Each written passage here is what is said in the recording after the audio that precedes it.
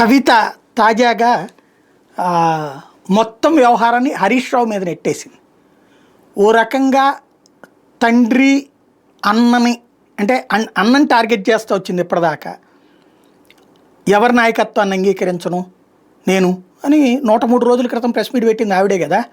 ఆ press meet సందర్భంగా నాకు మా నాన్న తప్పించి ఎవరు నాయకుడే కాదని చెప్పింది ఆవిడే కదా.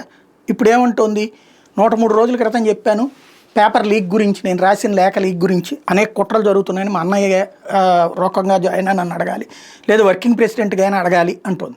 నువ్వు ముందు మీ అన్నని అడిగావా? పోనీ చెప్పావా? మీ అన్నకు కంప్లైంట్ చేసావా? లేదు. పార్టీ వర్కింగ్ ప్రెసిడెంట్గా ఆయన్ని అడిగావా ఇట్లాగ నా మీద ఇట్లా జరుగుతుంది అనేది?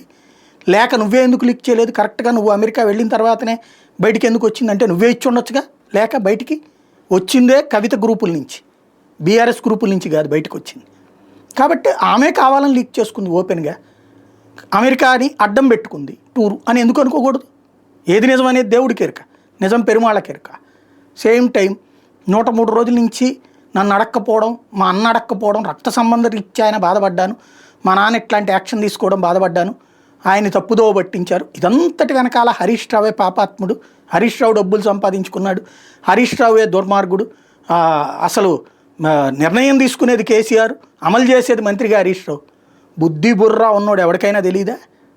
చివరికి ఆ మేడిగడ్డ ఆ వ్యవహారంలో కూడా ఏంటి, కేసీఆరే దగ్గరుండి గీశాడు, మొత్తం గీయించాడని చెప్పేసి ఇంజనీర్లే వాంగ్మూలాలు ఇచ్చారు.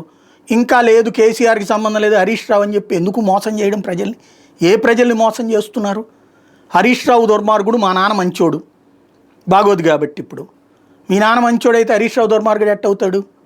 రెండోది, హరీష్ రావు సంపాదించుకుంటే మీ నాన్న అంతకి 4 గంటలు సంపాదించాలి కదా.